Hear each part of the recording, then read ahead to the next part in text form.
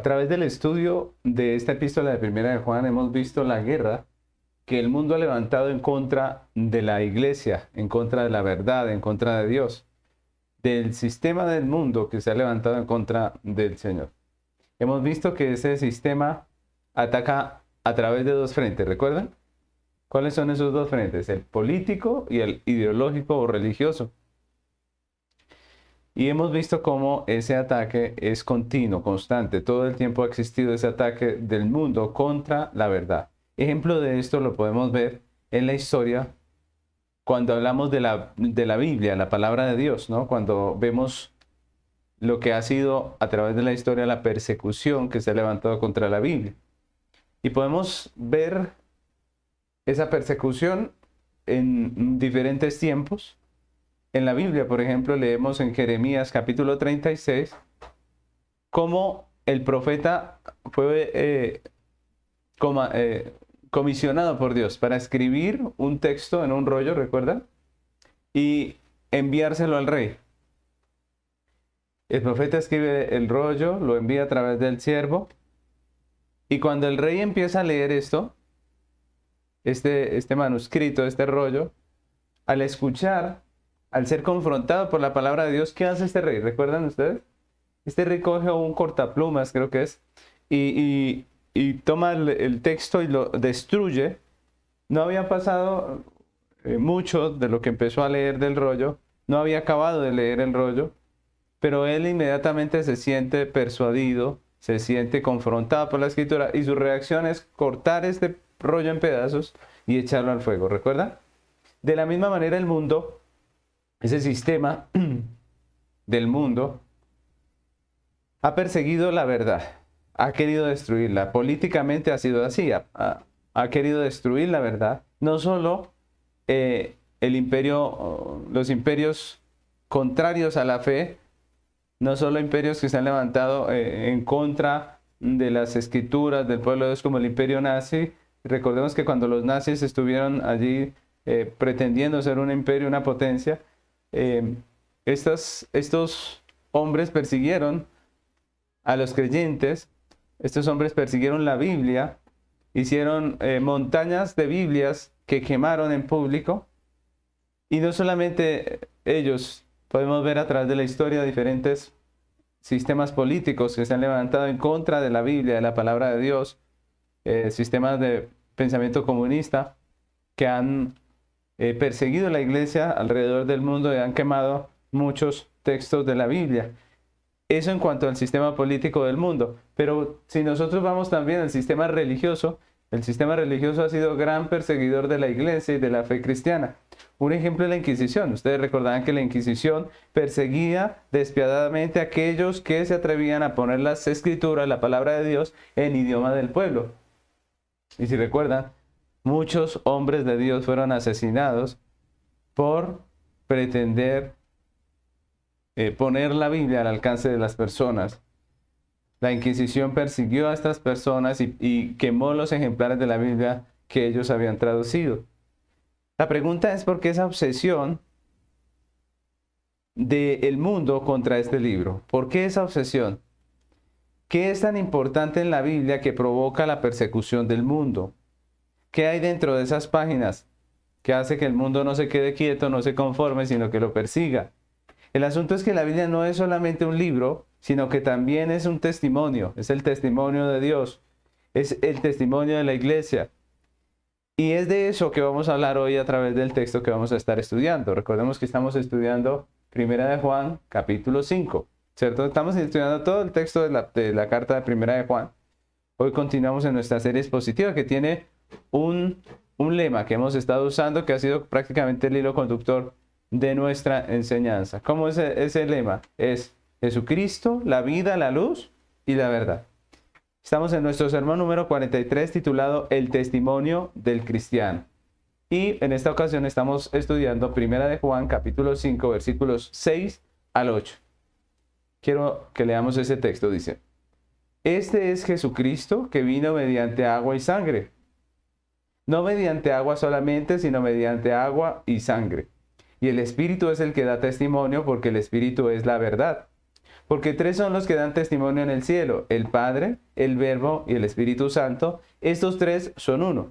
Y tres son los que dan testimonio en la tierra: el Espíritu, el agua y la sangre. Y estos tres concuerdan. Esta primera epístola del apóstol Juan tiene un contexto. ¿Recuerdan cuál es? La iglesia está siendo afectada por la falsa doctrina. Juan escribe a una iglesia que está sufriendo esta afectación de la falsa doctrina, y le escribe precisamente aclarando la doctrina sana, ¿no? Aclarando lo que es verdaderamente un creyente, lo que es verdaderamente una iglesia de Cristo. Estamos estudiando el capítulo 5, donde el apóstol Juan cierra esta carta, porque ya estamos en el capítulo final, haciendo una descripción muy completa de lo que es la vida del creyente verdadero. Específicamente, Juan nos presenta en este capítulo 5 10 aspectos de la vida del creyente verdadero, que contrastan obviamente con la vida del creyente falso, de los falsos maestros gnósticos que estaban en ese tiempo haciendo daño a la iglesia. Ya hemos visto tres de esos aspectos. Vimos la fe del cristiano, hablamos del amor del cristiano y por último vimos la victoria del cristiano. Hoy, en el texto que nos corresponde estudiar, ese texto que acabamos de leer, Juan nos presenta el cuarto aspecto de la vida del creyente, y es su testimonio. Este es el cuarto aspecto de la vida del creyente, que es el testimonio. Hoy vamos a ver en 3 puntos sencillos en qué consiste el testimonio del creyente. En qué consiste el testimonio del creyente. Y vamos a comenzar este estudio. El apóstol comienza mostrándonos en el texto que el testimonio del creyente consiste en 3 cositas. La primera de ellas, el Cristo de las Escrituras, ¿sí? ¿En qué consiste el testimonio de un creyente? Es la pregunta hoy, ¿no? Para muchos el testimonio de un creyente es hacer las cosas correctamente. El testimonio del creyente de pronto es contar alguna experiencia que una persona haya sufrido en su vida, en la que Dios le haya ayudado. Pero la Biblia, ¿qué es lo que nos enseña? Que es el testimonio del creyente. Entonces, lo primero que vamos a ver es que el testimonio del creyente es el Cristo de las Escrituras. Y en el versículo 6, la primera parte, Juan dice: este es Jesucristo que vino mediante agua y sangre. No mediante agua solamente, sino mediante agua y sangre. Miren ese texto, ¿no? El apóstol comienza hablando directamente del testimonio del creyente en contraste al testimonio de los falsos maestros gnósticos. ¿Qué dice el apóstol? Que el testimonio es Cristo, ¿no? Históricamente el pueblo de Dios es una comunidad que testifica, ¿no? Y eso es algo curioso, ¿no? Todo el tiempo, ustedes miran la historia de redención, el pueblo de Dios es un pueblo que testifica. La pregunta es, ¿qué es aquello que la iglesia ha testificado a través de la historia? ¿Cuál es el testimonio del creyente verdadero que lo diferencia del falso y que nos va aquí a mostrar el apóstol Juan? Pues el apóstol es enfático en afirmar que el testimonio del creyente verdadero es Jesucristo. Así comienza el texto diciendo: este es Jesucristo. Sin embargo, como lo ha hecho a través de toda la epístola, Juan aclara a qué se refiere cuando dice Jesucristo, ¿no? Juan aclara porque recordemos que los falsos maestros también decían creer en Jesucristo, ¿no? En Jesús, decían creer en Jesús. Especialmente Juan aclara aquí que el Cristo en el que cree la iglesia verdadera es el que, conforme a la Escritura, vino mediante agua y sangre. Miren esas palabras que usa allí Juan. Al parecer, para el apóstol Juan era un asunto importante, un asunto vital para la iglesia, que tenía que quedar bien claro que el Cristo del que él habla ha venido mediante agua y sangre. El apóstol se encarga de repetirlo y hacer un énfasis. Juan dice: no mediante agua solamente, sino mediante agua y sangre. La pregunta es: ¿a qué se refiere Juan con estas palabras, con esta expresión? ¿Qué significa que Jesús haya venido mediante agua y sangre? ¿Por qué Juan hace ese énfasis de decir que no fue solamente mediante agua, sino mediante agua y sangre? Este es uno de los textos difíciles de Primera de Juan, que ha dado lugar obviamente a diferentes interpretaciones, pero que según el contexto, pues nosotros nos aferramos a lo que tiene que ver más, o a lo que tiene más relación con lo que está haciendo Juan allí. Lo más probable es que se refiera a la creencia popular de ese tiempo, que era una creencia errónea, una creencia dualista, que hacía parte de lo que muchos de los gnósticos creían, acerca de la persona de Cristo, de quién es Cristo y de su ser, ¿no? Precisamente una de las preocupaciones de la iglesia apostólica y posapostólica fue establecer una cristología correcta, que la gente, que los creyentes entendieran quién era Cristo, Cristo, su ser y su obra. Por eso vemos en los primeros siglos de la iglesia concilios como el de Nicea que concluyen o que determinan quién es Cristo y cuál es su obra, ¿cierto?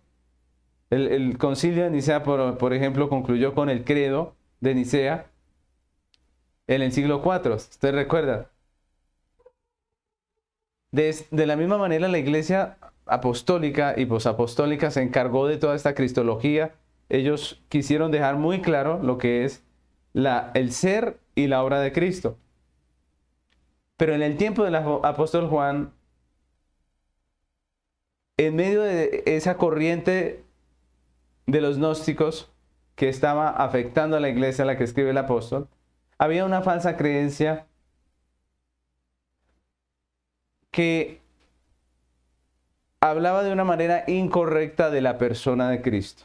Decía que Jesús, el Cristo, solamente fue el Cristo en el lapso del bautismo a su muerte. Ojo, que Jesús fue el Cristo solamente en el lapso del bautismo a su muerte. Es decir, ellos afirmaban que Jesús simplemente fue humano hasta que fue bautizado. Cuando fue bautizado, entonces vino sobre él el Cristo. Es lo que pensaban ellos. A partir de su bautismo, entonces vino el Cristo divino sobre él, descendió sobre él. Hasta más tarde, antes de la crucifixión, que volvió y le abandonó. Esa es la manera que ellos pensaban.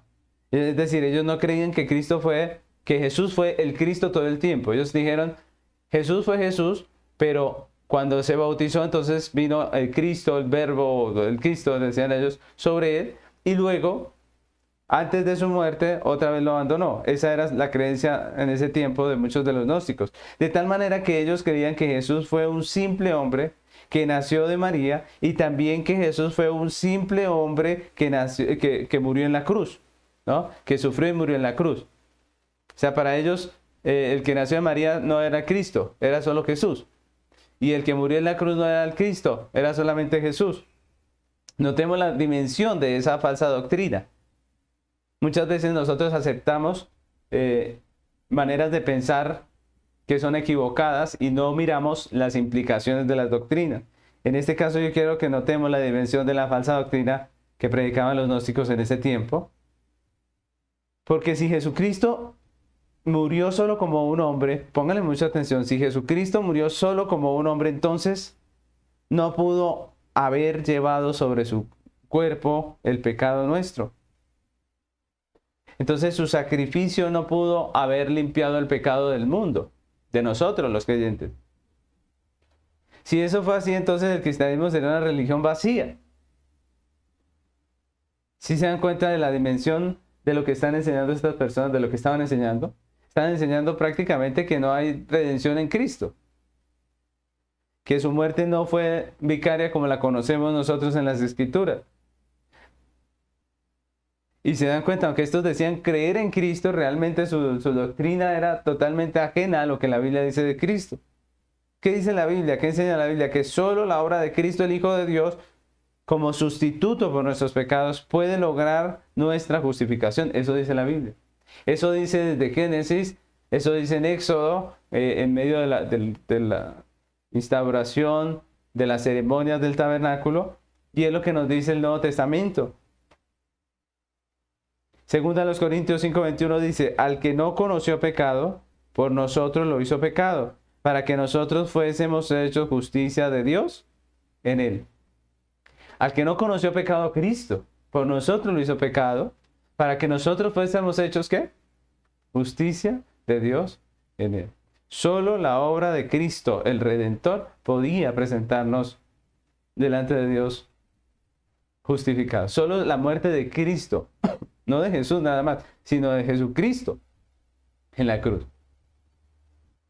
Y eso es importante, mis hermanos. Cuando Juan afirma que Jesucristo vino mediante agua, nos está hablando de la divinidad de Jesús en el bautismo. Pero cuando afirma que Jesucristo vino mediante sangre, está hablando de la divinidad de Cristo en la crucifixión.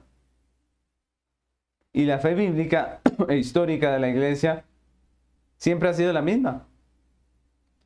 La misma que enseñó Juan, que afirma que el verbo fue hecho carne. Es decir, que Jesús siempre fue Cristo. Todo el tiempo. Desde que tomó la forma de hombre, era Cristo el que estaba allí. Y eso es importante, por eso Juan aclara. Dice, no solamente en agua, sino también en sangre.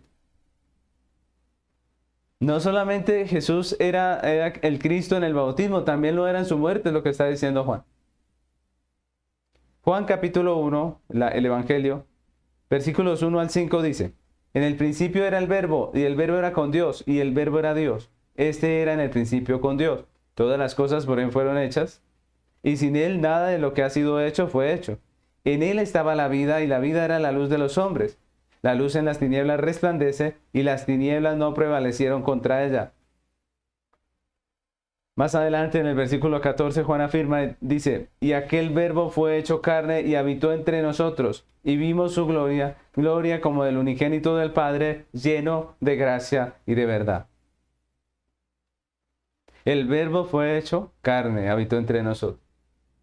El bebé de el pesebre era Cristo.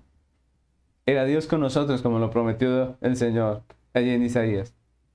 Uno de los documentos históricos de la iglesia, la Confesión de Fe de Westminster, contiene una afirmación muy bíblica acerca de la persona de Cristo, de su ser, ¿no? De lo que precisamente nos está hablando aquí el texto, de quién es Jesús, de cómo comprender su naturaleza, ¿era humano o era divino? Eso era con lo que peleaba el gnosticismo. Y tengo aquí una parte de la Confesión de Fe de Westminster que quisiera leer porque es un documento muy, muy centrado en lo que la Biblia dice. Miren, escuchen lo que habla acerca de la naturaleza de Cristo. Dice, el Hijo de Dios, la segunda persona de la Trinidad, siendo verdadero y eterno Dios, igual y una sustancia con el Padre, habiendo llegado a la plenitud del tiempo, tomó sobre sí la naturaleza humana, con todas sus propiedades esenciales y con debilidades comunes, mas sin pecado. Fue concebido por el poder del Espíritu Santo en el vientre de la Virgen María, de la sustancia de ella, así que dos naturalezas completas, perfectas y distintas, la divina y la humana, se unieron inseparablemente en una persona, pero sin conversión, composición o confusión alguna. Esta persona es verdadero Dios y el verdadero hombre, un solo Cristo, el único mediador entre Dios y el hombre. Me gusta esta definición porque nos resume todo lo que la iglesia ha querido a través de los tiempos. Porque nos aclara, nos recuerda lo que Juan nos está enseñando aquí. Que Jesús fue 100% Dios, fue 100% hombre, no fue mitad y mitad. No fue que un tiempo fue Dios y hombre y en otras fueran solamente un hombre, no. El verbo se hizo carne. Fue concebido Cristo por obra del Espíritu Santo. Dos naturalezas completas, perfectas, distintas, se unen en la persona de Cristo sin mezclarse. Y todo esto es una definición concreta de lo que la iglesia ha querido a través de los siglos. Lo que Juan está diciendo es que el testimonio del creyente no es el concepto que cada quien tenga de Cristo. Hay gente que dice, yo creo en Jesucristo, en mi Cristo. Y dicen, yo no creo que Cristo sea capaz de echar a nadie al infierno. Esa es una manera de pensar humanista, pero no es el Cristo de las Escrituras. Lo que Juan está diciendo es que el testimonio del creyente no es el concepto que tiene un hombre o un grupo o una iglesia acerca de la persona de Cristo. El testimonio del creyente es el Cristo bíblico, el Cristo de las Escrituras. Hoy en día, en el nombre de Cristo, se está predicando una cantidad de mentiras, de cosas que no tienen nada que ver con la verdad. Hoy en día el nombre de Cristo está en boca de muchas personas, pero en la mayoría de los casos, el Cristo del que se habla no corresponde al de las Escrituras. No corresponde al Cristo de la Biblia. Se habla de un Cristo humanista, de un Cristo lleno de amor, de una cantidad de atributos que no son los que la Biblia enseña de Dios, sino son atributos mezclados con humanismo. Ya se habla del amor no en los términos de la Biblia, sino en los términos del humanismo. Y se ha creado prácticamente un Cristo que no es el Cristo de la Biblia, de las Escrituras. Y en ese Cristo que es todo amor y es toda ternura y que nos bendice a todos y que nos da a todos muchas cosas, pues en ese Cristo cree todo el mundo. A ese Cristo le corre todo el mundo. Pero al Cristo de la Biblia sigue pasando lo mismo de siempre. Al Cristo de las Escrituras muchos lo rechazan. Solo hay un evangelio, solo hay un Cristo verdadero, el Cristo de las Escrituras. Entonces lo primero que nos muestra aquí Juan es que el testimonio de la iglesia es el Cristo de las Escrituras. Lo segundo que vemos aquí en este texto es que el Cristo, el testimonio de la iglesia es la palabra del testimonio. Ojo, la palabra del testimonio. La pregunta es, ¿qué es lo que testifica la iglesia? ¿Cierto? ¿Cuál es el testimonio de la iglesia? ¿Qué es lo que está llamada a testificar? Pues el segundo punto es la palabra del testimonio. El versículo 6, la segunda parte, Juan dice, y el Espíritu es el que da testimonio porque el Espíritu es la verdad. El Espíritu es la verdad. El punto anterior, Juan nos habla precisamente de la persona y la obra de Cristo. Nos muestra que ese es el testimonio de la iglesia. Pero en este segundo punto nos va a hablar de la persona del Espíritu Santo. ¿Cómo presenta Juan en este segundo punto a la persona del Espíritu Santo con relación al testimonio? Pues primeramente lo muestra como el testigo. El testigo por excelencia de la persona y la obra de Cristo, ¿quién es? El Espíritu Santo. Miren lo interesante. Juan presenta al Espíritu Santo como el testigo de la obra de Cristo.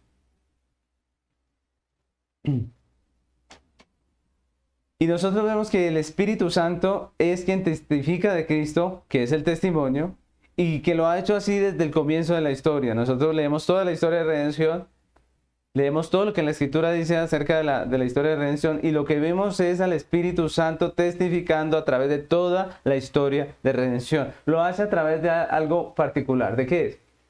De la palabra de Dios, ¿cierto? El Espíritu testifica a través de la palabra de Dios. Recordemos que las Sagradas Escrituras son la palabra inspirada por Dios, por el Espíritu Santo.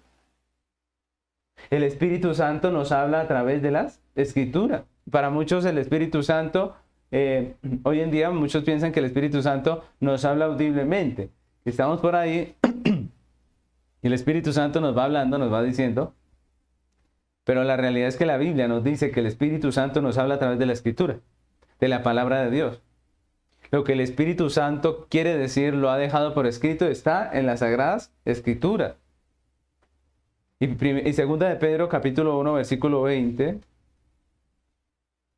al 21 dice, entendiendo primero esto, que ninguna profecía de la Escritura es de interpretación privada, porque nunca la profecía fue traída por voluntad humana, sino que los santos hombres de Dios hablaron siendo inspirados por el Espíritu Santo.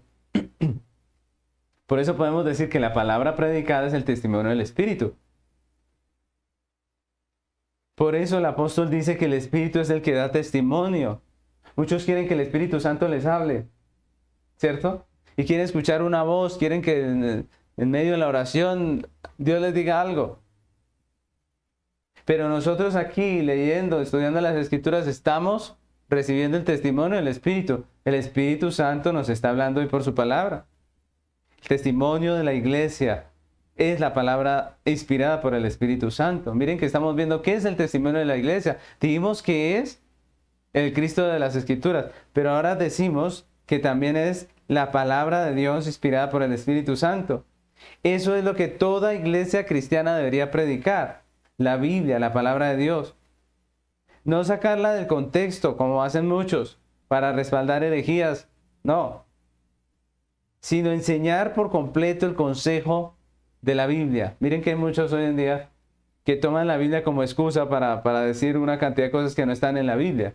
Eso no es predicar las Escrituras. Predicar las Escrituras es predicar lo que dice el texto. Es enseñar lo que Dios dijo allí en el texto. Y eso es algo que disfruto de la predicación expositiva. Si ustedes se dan cuenta, la Biblia guía al predicador en la predicación expositiva. ¿De qué vamos a hablar en la próxima predicación? ¿Quién define el título o el tema de la próxima predicación cuando es una predicación expositiva? Pues es la Biblia misma. ¿Quién define los puntos de esa predicación? ¿Quién los definirá? Pues la misma Biblia.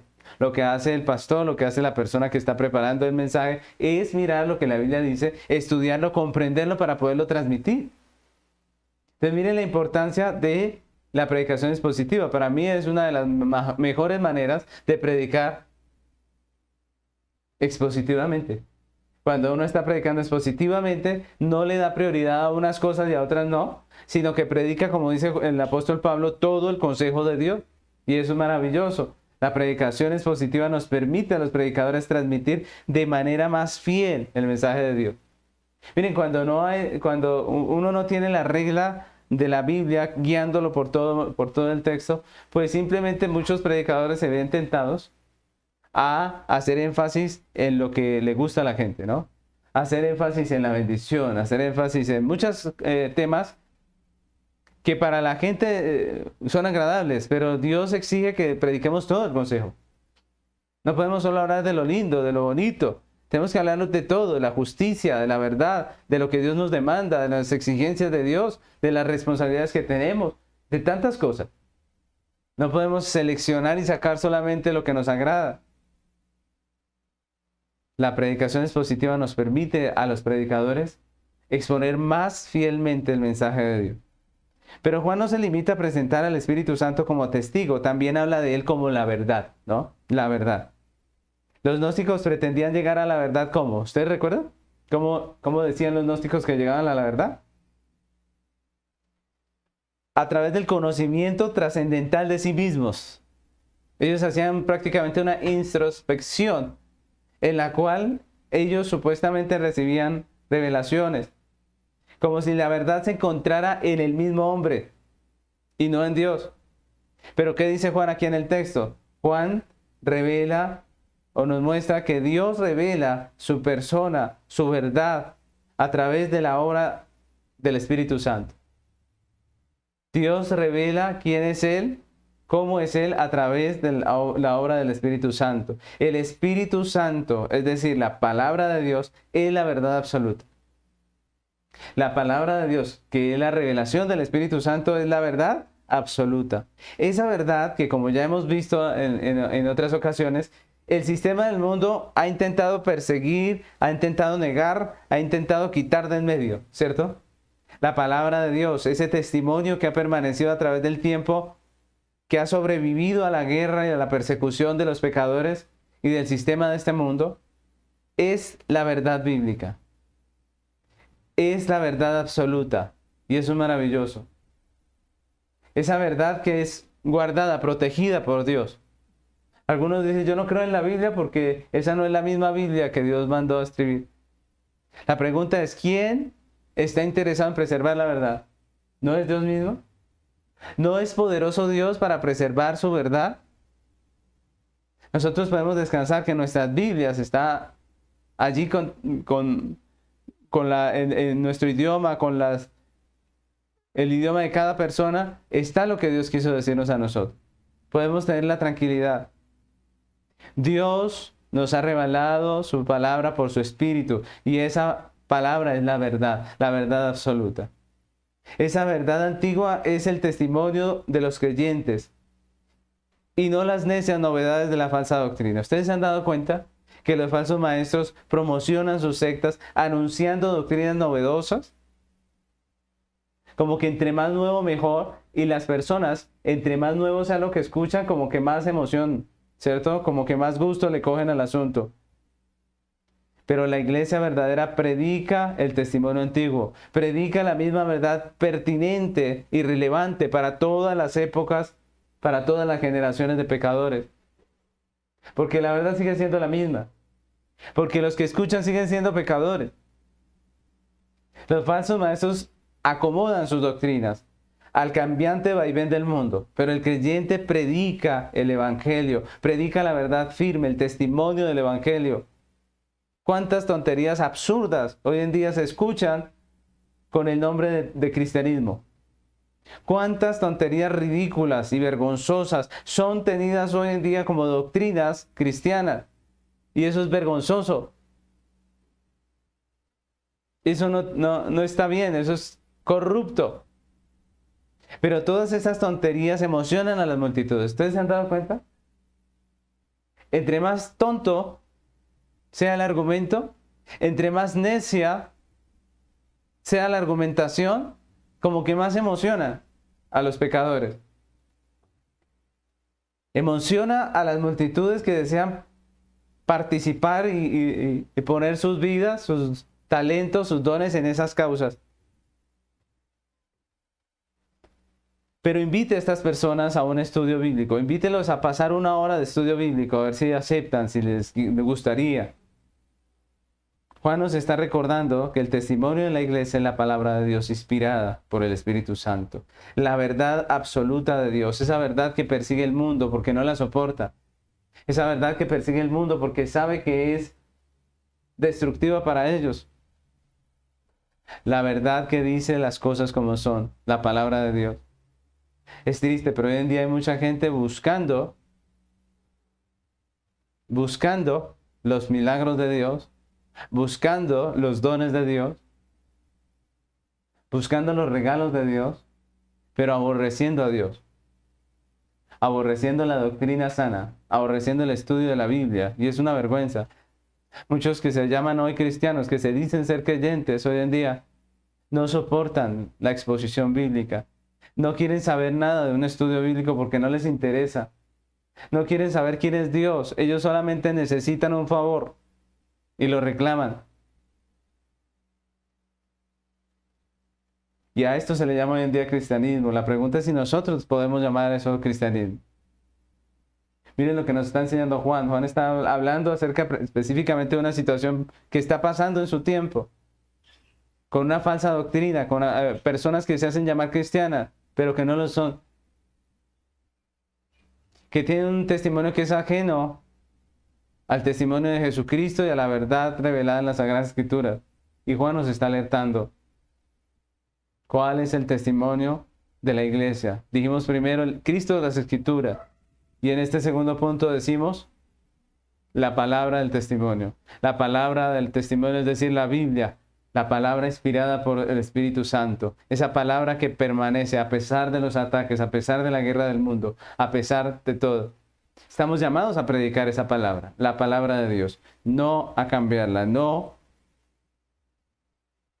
a quitarla del medio, no, sino a ponerla en medio, a ponerla en el centro de nuestro culto. ¿Sí se han dado cuenta que hoy en día muchas iglesias han quitado del centro del culto la palabra de Dios y han puesto la música, las emociones? Dedican 1 o 2 horas a cantar, dedican 1 o 2 horas a las emociones, pero tan solamente dejan 15 minutos de predicación, que porque la gente se aburre. ¿Qué clase de iglesia estamos levantando si hacemos eso? ¿Qué clase de creyentes estamos levantando en nuestras iglesias si el pan que comen semanal es de 15 minutos nomás? Dios nos ha llamado a predicar la palabra de Dios. Esa es nuestra razón de ser. Eso es lo que vamos a hacer a la iglesia, escuchar la palabra de Dios. Obviamente también adoramos. Adoramos cuando escuchamos la palabra de Dios. Es que para algunos adoración es cantar. Y no, adoración es vivir para Dios. Adoración es leer las escrituras, es escucharlas, es atenderlas. Adorar es conocer a Dios a través de los textos. En este segundo punto Juan nos recuerda, el testimonio de la iglesia es la palabra de Dios. Es la palabra del testimonio. Tercero, estamos preguntándonos, ¿cuál es el testimonio de la iglesia? Tercer punto, la obra de la Trinidad. La obra de la Trinidad. Y en los versículos 7 y 8 Juan concluye diciendo, porque 3 son los que dan testimonio en el cielo, el Padre, el Verbo y el Espíritu Santo. Estos 3 son uno. Y 3 son los que dan testimonio en la tierra, el Espíritu, el agua y la sangre. Y estos 3 concuerdan. Entonces Juan aquí termina mostrándonos una imagen más plena de lo que abarca el testimonio de la iglesia, del creyente, ¿no? Una imagen que no se queda simplemente en lo superficial, que no se queda simplemente en lo que se puede ver por encima, sino que va más allá al principio, al plan eterno de Dios. Y en estos dos textos, Juan argumenta acerca de la legalidad del testimonio cristiano, basándose en lo que la ley exige acerca de un verdadero testimonio. ¿Ustedes recuerdan en la ley cómo se sabía si un testimonio era real o no era real? ¿Ustedes recuerdan? En Deuteronomio 19:15, hablando precisamente de las leyes sobre el testimonio, dice la palabra de Dios, dice Deuteronomio 19:15. No se tomará en cuenta a un solo testigo contra ninguno en cualquier delito, ni en cualquier pecado, en relación con cualquiera ofensa cometida. Solo por el testimonio de 2 o 3 testigos se mantendrá la acusación. Eso decía la ley. ¿Qué es lo que está diciendo? Que cuando se presentaba un juicio, cuando se acusaba a una persona de algún delito, no valía el testimonio de una sola persona. Tenían que haber 2 o 3 testigos para que esa acusación tuviese peso delante de los jueces. Y basado en este requisito de la ley, Juan nos presenta 2 grupos de 3 testigos que confirman la legalidad del testimonio cristiano. Miren que estamos hablando del testimonio y Juan dice, el testimonio cristiano es legalmente válido porque hay testigos. Y nos presenta 2 grupos de testigos. Primero nos presenta a los testigos divinos. Juan nos recuerda que la obra de redención no es solamente de Cristo. Algunos escuchan hablar de la redención y piensan es en Cristo en la cruz. Solamente, exclusivamente. Como si esa sola hubiese sido la redención. Como si solo Cristo al morir en la cruz fuera la redención y ya. Sin embargo, Juan aquí nos recuerda que la obra de redención no es solamente de Cristo, sino del Dios Trino, de toda la Trinidad. Ya anteriormente Juan nos había hablado un poco acerca de la autoridad, de la autoría, de la participación de toda la Trinidad en la obra de redención. ¿Ustedes recuerdan que ya hablamos acerca de lo que hacen las diferentes personas de la Trinidad dentro de la redención? Aprendimos que la redención no es solamente la obra que Cristo hace en la cruz, sino que el Padre participa en la eternidad y el Espíritu Santo también. Les quiero recordar un poco de lo que ya aprendimos. Dios Padre planea y decreta el pacto de redención antes de la fundación del mundo. ¿Sí recuerdan? Dios Padre planeó y decretó la redención antes de la fundación del mundo. Por eso leemos en Efesios capítulo 1, versículos del 1 al 6, que dice: Pablo, apóstol de Jesucristo, por la voluntad de Dios, a los santos y fieles en Cristo Jesús que están en Éfeso, gracia y paz a vosotros de Dios nuestro Padre y del Señor Jesucristo. Bendito sea el Dios y Padre de nuestro Señor Jesucristo, que nos bendijo con toda bendición espiritual en los lugares celestiales en Cristo, según nos escogió en Él antes de la fundación del mundo, para que fuésemos santos y sin mancha delante de Él, en amor, habiéndonos predestinado para ser adoptados hijos suyos por medio de Jesucristo, según el puro afecto de su voluntad, para alabanza de la gloria de su gracia, con la cual nos hizo aceptos en el amado. Aquí nos están hablando de predestinación, nos están hablando del plan soberano de Dios. Y más adelante en el versículo 11 dice: en él asimismo tuvimos herencia, habiendo sido predestinados conforme al propósito del que hace todas las cosas según el designio de su voluntad, de Dios. Dios que hace todas las cosas según el designio de su voluntad. El Padre, antes de la fundación del mundo, había decretado un plan, había predestinado un pueblo. Él tenía todo el plan. Hace unos días, precisamente, una alumna de un seminario virtual me escribía desconcertada por el término predestinación y por todas aquellas cosas que estaba explicando yo, hablando precisamente del decreto de Dios. Yo le recordé a ella que es Dios el que en la Biblia, en las Escrituras, habla de la predestinación, que es Dios el que en las Escrituras habla de las diferentes cosas que yo estaba hablando.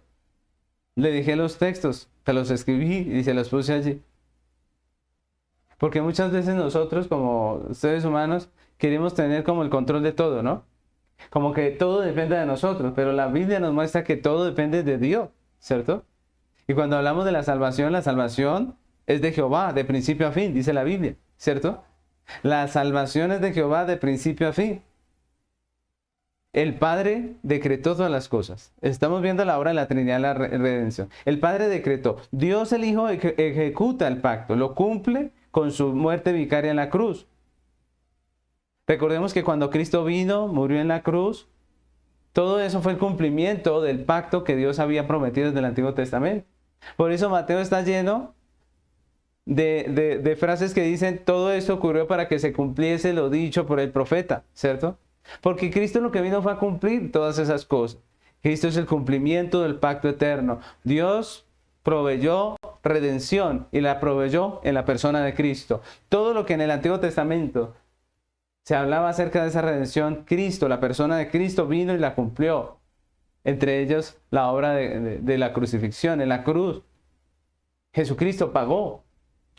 Así que el Hijo también tiene su parte. Y el Espíritu Santo aplica esa salvación a la vida del creyente. Miren que en la redención también el Espíritu Santo está presente. Porque es por el Espíritu Santo que nosotros como iglesia podemos recibir esa obra de Cristo. Podemos recibir o ser partícipes de lo que Dios ya había decretado antes de la fundación del mundo. Es por el Espíritu Santo que la iglesia es llevada al arrepentimiento, a la fe. ¿Recuerdan que ya hemos visto un poco de esto? Así que el primer grupo de 3 testigos que autentican el testimonio del creyente, el testimonio del Evangelio, ¿quiénes son? El Padre, el Hijo y el Espíritu Santo. La Trinidad. Casi nada, ¿no? Los testigos que hacen creíble este testimonio son el Padre, el Hijo y el Espíritu Santo. Pero Juan no se queda allí. Él pone otros 3 testigos que podríamos decir que son testigos históricos. El segundo grupo de 3 testigos ya no son personas, sino que apuntan a los hechos históricos que autentican el testimonio del creyente, que autentican el testimonio del Evangelio. Testimonio que es autenticado por 3 hechos históricos. ¿Cuáles son esos hechos históricos de los que nos habla Juan aquí en este texto? Pues Juan dice que 3 son los testigos: el Espíritu, el agua y la sangre, ¿cierto? Primero dijo que el Padre, el Hijo y el Espíritu Santo. Esos son los 3 testigos divinos. Pero ahora dice que históricamente hay 3: el Espíritu, el agua y la sangre. Y aquí tenemos que volver a la parte con la que comenzamos. ¿Recuerdan? Que los falsos testigos, falsos maestros gnósticos habían estado diciendo que Cristo no fue Cristo desde que nació, sino que lo fue desde el bautismo hasta antes de su muerte. Pues aquí otra vez tenemos que volver a esto porque Juan vuelve y toca el tema, ¿no? Ya vimos que dentro del contexto Juan utiliza estas palabras para hablar de los hechos que muestran la divinidad de Jesús durante toda su vida terrenal, ¿cierto? Ahorita cuando hablamos del agua y de la sangre, ¿cierto? Aquí en este texto Juan vuelve a utilizar esas figuras, el agua, la sangre, pero dice que también el Espíritu, el agua y la sangre. Entonces ya vimos o ya dijimos que el agua, Juan la utiliza aquí para referirse al bautismo del Señor.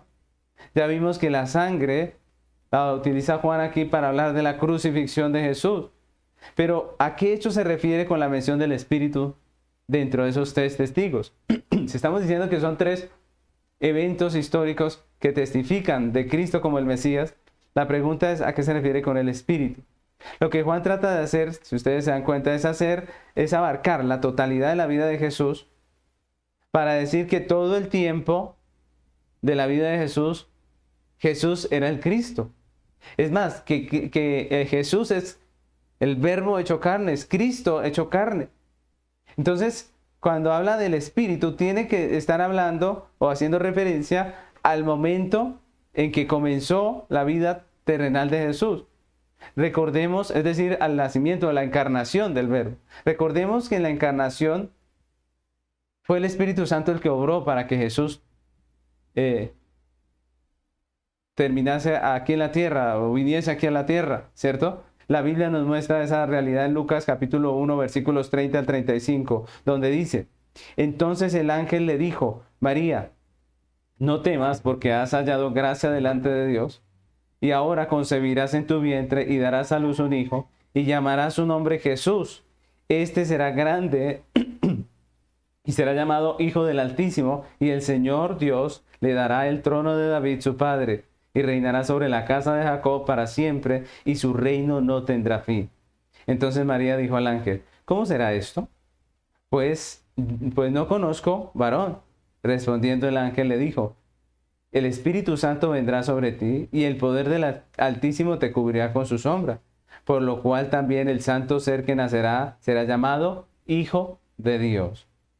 Claramente vemos el poder del Espíritu Santo obrando para la encarnación del Verbo. La Biblia dice que es el poder del Espíritu Santo el que cubrió a María. La encarnación, el bautismo, donde Cristo fue ordenado como sacerdote, y su muerte en la cruz, como dice el apóstol, concuerdan. Dice que esos tres concuerdan. ¿Concuerdan con qué? Con el testimonio, con la descripción de quién iba a ser el Cristo.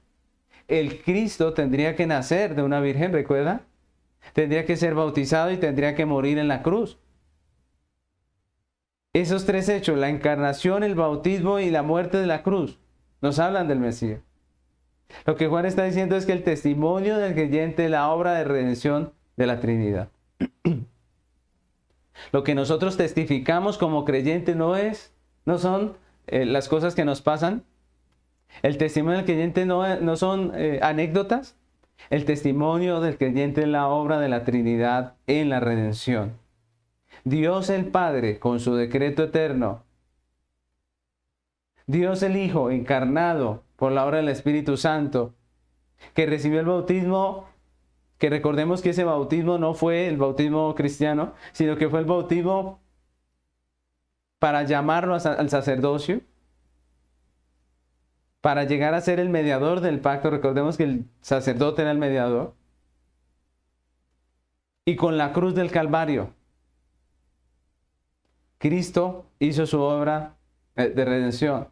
Y finalmente el Espíritu Santo, quien aplica esa redención a la iglesia. Recordemos que vimos cómo el arrepentimiento es la obra del Espíritu Santo en el corazón del creyente. Vimos cómo es el Espíritu el que convence de pecado, de justicia y de juicio. Vimos cómo es el Espíritu Santo el que nos trae al Padre, el que nos trae a Cristo, el que nos permite creer, el que nos permite arrepentirnos. Es el Espíritu Santo el que nos da vida nueva, el que nos da una nueva naturaleza. Es por el Espíritu que un hombre nace de nuevo. El testimonio de la iglesia es la obra preciosa de la Trinidad en la redención. Es la obra preciosa de la Trinidad que primeramente satisface la justicia de Dios, vindica su honor santo, pero que también nos trae a nosotros liberación, salvación, redención, justificación. Esa es la obra del Espíritu Santo y ese es el testimonio de la iglesia a través de todos los tiempos. Alguno dirá: pastor, pero es que eso ya es Nuevo Testamento. No. El Antiguo Testamento está lleno de imágenes de lo que era la justificación por la fe por medio de un Redentor. El Antiguo Testamento es el que nos presenta el mediador, el que nos presenta el sacrificio. El Antiguo Testamento es el que nos presenta el Cordero inmolado. El Antiguo Testamento es el que nos muestra la ley, el que nos revela nuestros pecados y nos muestra que necesitamos redención. El Antiguo Testamento, donde aparece Cristo desde el Génesis. Mis amados, toda la historia de redención, la iglesia ha tenido ese mismo testimonio, la obra de la Trinidad. Ese es el verdadero testimonio de la iglesia cristiana. No será muy popular, no será muy aclamado por las multitudes, pero es el testimonio que estamos llamados a predicar. Cuando Jesús dijo: id y predicad el evangelio a toda criatura, es a eso a lo que se estaba refiriendo. El testimonio del creyente no es lo que el hombre debe hacer delante de Dios. Ojo, no es lo que el hombre debe hacer delante de Dios para ganar su favor. Es lo que el Dios Trino planeó, ejecutó y aplicó en la vida de su iglesia. Esa es la realidad. Es lo que el Dios Trino planeó, ejecutó y aplicó en la vida de la iglesia. El evangelio es la obra de Dios.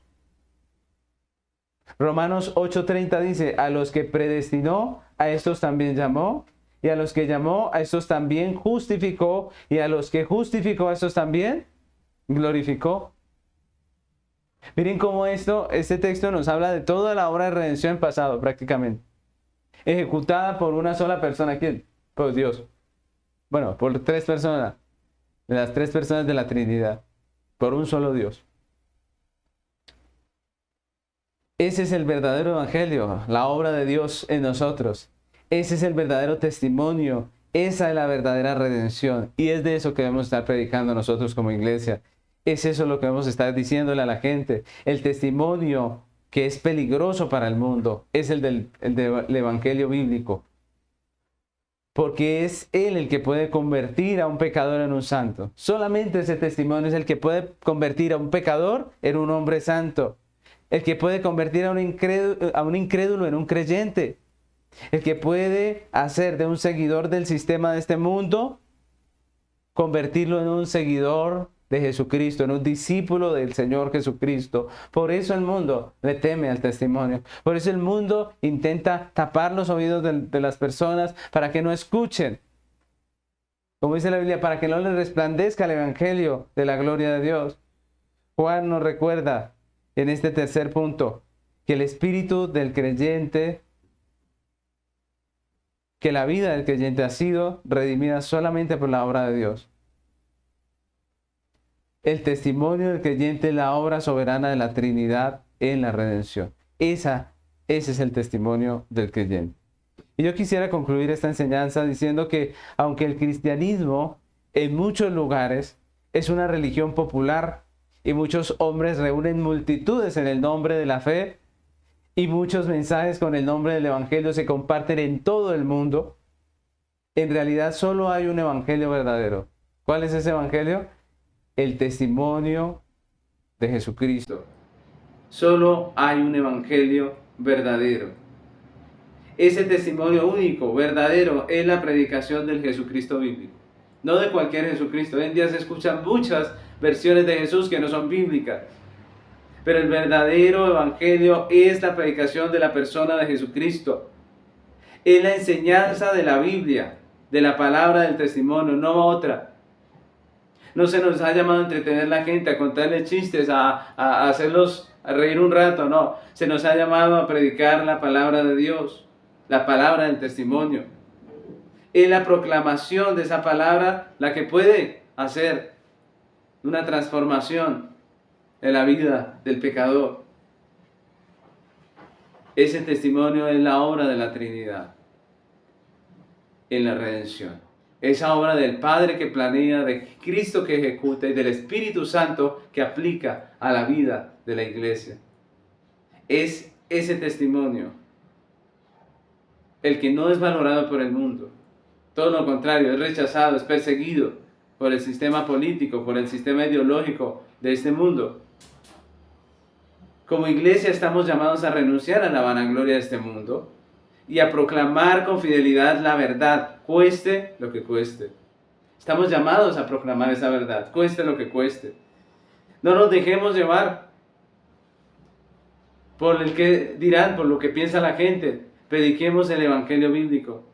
No dejemos que el mundo y su vanagloria nos desvíen de la verdadera palabra de Dios. Prediquemos la verdad. Prediquemos el único mensaje que puede transformar la vida, el evangelio del Señor Jesucristo. Quiero terminar con este texto que está en Romanos capítulo 10, versículos 14 al 15. Dice, ¿cómo pues invocarán a aquel en el cual no han creído? ¿Y cómo creerán en aquel de quien no han oído? ¿Y cómo oirán sin haber quien les predique? ¿Y cómo predicarán si no fueren enviados? Como está escrito, cuán hermosos son los pies de los que anuncian la paz, de los que anuncian las buenas nuevas. Mis hermanos, ese texto lo dice todo. Tenemos un llamado, tenemos una razón de ser como iglesia.